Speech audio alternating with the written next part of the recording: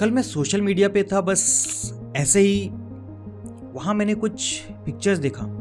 Friends क्या vacation trip की pictures, एक रिलेटिव ने नई कार खरीदी थी उसकी पिक्चर्स, किसी का प्रमोशन, किसी की एंगेजमेंट, किसी की सक्सेस स्टोरी। मैं रुका, फ़ोन बंद किया और अचानक मुझे लगा जैसे मेरी अपनी ज़िंदगी थोड़ी छोटी हो गई। अजीब बात यह है, सोशल मीडिया पे मेरे साथ कुछ हुआ ही नहीं था। मेरी सैलरी वही थी, मेरा घर भी वही था, मेरे अपने लोग वही थे, मेरी जिंदगी 1 मिनट पहले जैसी थी वैसी ही थी। फिर अंदर यह फीलिंग आई कहां से? यही मेरे मन में एक सवाल आया, क्या दूसरों की जिंदगी देखकर मेरी जिंदगी बदल जाती है या सिर्फ मेरी नजर बदल जाती है? और शायद यही इस पूरी बातचीत का सबसे महत्वपूर्ण सवाल है।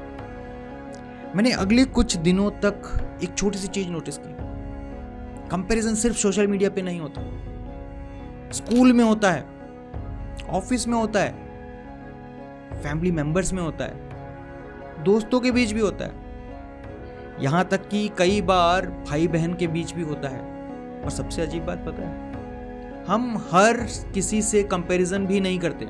हम उस इंसान से ही कंपेयर करते हैं जिसकी जगह कभी ना कभी हम खुद को इमेजिन कर चुके होते हैं। ध्यान से सोचिए, आप किसी ओलंपिक स्विमर से कंपैरिजन करते हैं?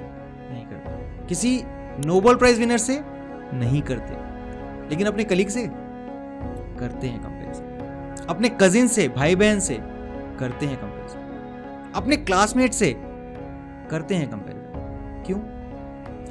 क्योंकि कंपैरिजन दूसरे इंसान से नहीं होता, कंपैरिजन उस कहानी से होता है जो हमने अपने बारे में बना रखी है। और अगर किसी की कहानी हमारी कहानी से ज्यादा तेज चलती दिखाई जाए तो अचानक हमें लगता है कि शायद हम तो पीछे छूट गए, वो आगे निकल गए। उस दिन मैंने अपने आप से एक सवाल पूछा, अगर वह इंसान मेरी जिंदगी में आता ही नहीं तो क्या मुझे आज भी लगेगा कि मैं पीछे हूं?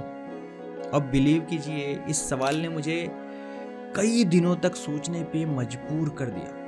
क्योंकि सच तो यह है, जिंदगी कोई रेस नहीं थी, लेकिन धीरे धीरे हमने उसे रेस बना दिया। स्कूल में मार्क्स की रेस, कॉलेज में एडमिशन लेने की रेस, जॉब में सैलरी की रेस, फिर घर लेना है, कार उसने ले लिया, मेरी कब आएगी, शादी हो गई उसकी, बच्चे नहीं हो रहे हैं, सक्सेस।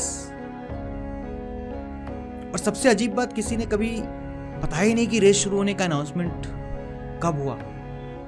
लेकिन लगभग हम सभी दौड़ रहे हैं बिना अनाउंसमेंट की रेस में। और शायद यही हमारी सबसे बड़ी थकान छुपी है, क्योंकि हम फिनिश लाइन जानते ही नहीं, हमें दिखती ही नहीं, तो सुकून आएगा कहां से कि कहां तक पहुंचना है। फिर मुझे एक बहुत छोटी सी बात समझ में आई, कंपैरिजन हमें दुख इसलिए नहीं देता कि सामने वाला ज्यादा सक्सेसफुल है। समझिए, कंपैरिजन हमें दुख इसलिए देता है क्योंकि उस पल हम अपनी पूरी जिंदगी सिर्फ एक चीज से मापने लगते हैं, चाहे वो पैसा हो, चाहे वो लुक्स हो, चाहे नंबर ऑफ फॉलोअर्स हो, करियर हो, या सिर्फ एज। और फिर हम भूल जाते हैं कि इंसान एक नंबर नहीं होता। क्या आपने नोटिस किया है कि जब भी हम कंपैरिजन करते हैं, हम दूसरे इंसान की पूरी जिंदगी नहीं देखते। और कीजिए, हम उसका सबसे अच्छा हिस्सा देखते हैं और अपनी सबसे मुश्किल घड़ी से उसकी तुलना कर बैठते हैं। और फिर हम खुद ही अपने खिलाफ फैसला भी सुना देते हैं। सोचिए, अगर कोई आपकी जिंदगी का सिर्फ सबसे अच्छा दिन देखे और उसे अपनी सबसे बुरी शाम से कंपेयर करे तो क्या वह कंपैरिजन फेयर हो सकता है? बिल्कुल नहीं। लेकिन हम अपने साथ यही तो नहीं कर रहे। और यही मैंने एक एक्सपेरिमेंट शुरू किया। जब भी मुझे किसी को भी देखकर ऐसा लगता कि काश मैं बस एक सवाल पूछता, क्या मुझे उसकी पूरी जिंदगी चाहिए या सिर्फ उसका यह एक पल जो मैं देख रहा हूँ? अब बिलीव कीजिए, ज्यादातर बार जवाब वही मिल जाता था। हम दूसरों की जिंदगी का सबसे चमकता हुआ पल देखते हैं और अपनी जिंदगी के सबसे उलझे हुए पल से उसकी तुलना करते हैं। यही कंपैरिजन अन्याय बन जाता है। उस दिन मैंने एक और बात नोटिस की। जब भी मैं किसी से अपनी तुलना करता था, अंदर सिर्फ दुख ही नहीं होता था, एक और फीलिंग होती थी, जैसे मैं अपने ही जीवन से थोड़ा निराश हो गया हूं। और तभी मुझे लगा शायद दर्द कंपैरिजन का नहीं है, दर्द उस कहानी का है जो मैं अपने बारे में बनाने लगा हूं खुद से। ध्यान से देखिए, जब कोई आपसे आगे निकलता हुआ दिखता है तो वह सिर्फ आगे नहीं निकलता, आपका माइंड उसके बाद अपने बारे में एक कहानी लिखना शुरू कर देता है। जैसे मैं शायद कैपेबल नहीं हूं, शायद मुझे देर तो नहीं हो गई, शायद मैं वहां पहुंच ही नहीं पाऊंगा जहां लोग अभी ऑलरेडी हैं। और यही सबसे बड़ी गलती हो जाती है, क्योंकि घटना बाहर हुई थी, लेकिन फैसला आपने अपने बारे में खुद सुना दिया। सोचिए, अगर एक पौधा दूसरे पौधे को देखकर कहने लगे, ध्यान दीजिए, कि मैं अभी तक इतना बड़ा क्यों नहीं हुआ जितना वो, तो क्या सही सवाल होगा? बिल्कुल नहीं। क्यों? क्योंकि हर बीज अपने समय पर अंकुरित होता है, राइट? हर पेड़ अपनी गति से आगे बढ़ता है। और कोई भी आम का पेड़ बरगद बनने की कोशिश करता है क्या? चलिए एक और गहराई से दूसरा एग्जांपल देखते हैं। घड़ी देखा है आपने? सेकंड वाली सुई और घंटे वाली सुई, दोनों की गति अलग है, लेकिन दोनों सही टाइम तो दिखा रही है ना, अपने अपने हिसाब से। फिर हम ऐसा क्यों करते हैं? शायद क्योंकि हमने धीरे धीरे अपनी कीमत अपनी खुद की नजरों से नहीं, दूसरों की नजरों से मापना शुरू कर दिया। और जिस दिन ऐसा होता है, उस दिन आपकी खुशी आपके हाथ में नहीं रहती, वह दूसरों की उपलब्धियों और ऊपर नीचे होने से होने लगती है। कभी कोई आगे निकल गया तो आपका कॉन्फिडेंस धड़ाम नीचे, या कभी कोई पीछे रह गया तो आपको बड़ा अपने आप में कॉन्फिडेंस आ जाता है। और शायद यही सबसे खतरनाक बात है, क्योंकि अब आप अपनी जिंदगी नहीं जी रहे, आप दूसरों की जिंदगी देखकर अपने बारे में फैसला लेना शुरू कर रही हैं। उस दिन मैंने अपने आप से एक सवाल पूछा, अगर आज मुझे किसी की भी जिंदगी देखने का मौका ना मिले तो क्या मैं अपनी जिंदगी से खुश रहूंगा? इस सवाल का जवाब आसान नहीं था, लेकिन यहीं से मेरी दिशा बदलनी शुरू हुई। उसके बाद मैंने एक छोटी सी आदत शुरू की। जब भी मुझे किसी को भी देख के ऐसा लगता कि काश मेरे पास भी, मैं तुरंत अपने आप से 3 सवाल पूछता।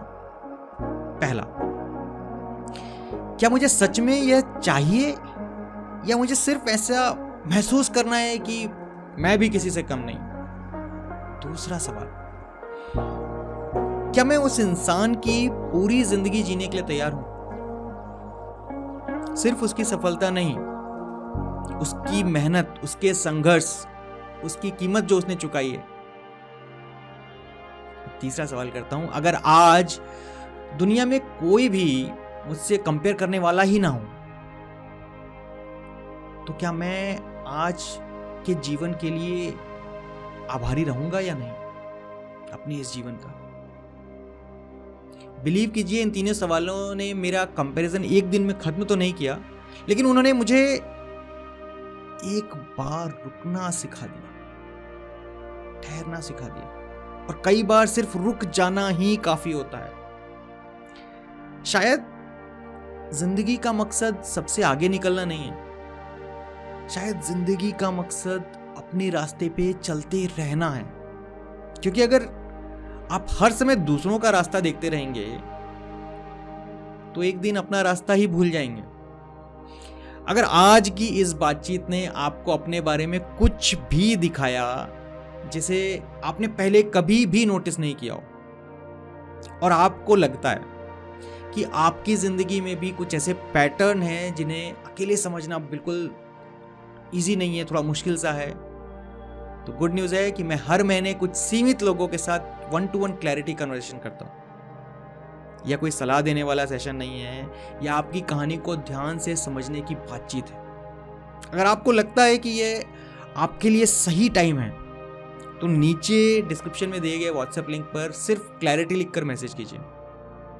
मैं हर मैसेज खुद पढ़ने की कोशिश करता हूँ, और अगर मुझे लगे कि मैं वास्तव में आपकी जर्नी में, आपकी लाइफ में कुछ भी वैल्यू ऐड कर सकूं, तो हम वहीं से आगे की बातचीत बढ़ाएंगे।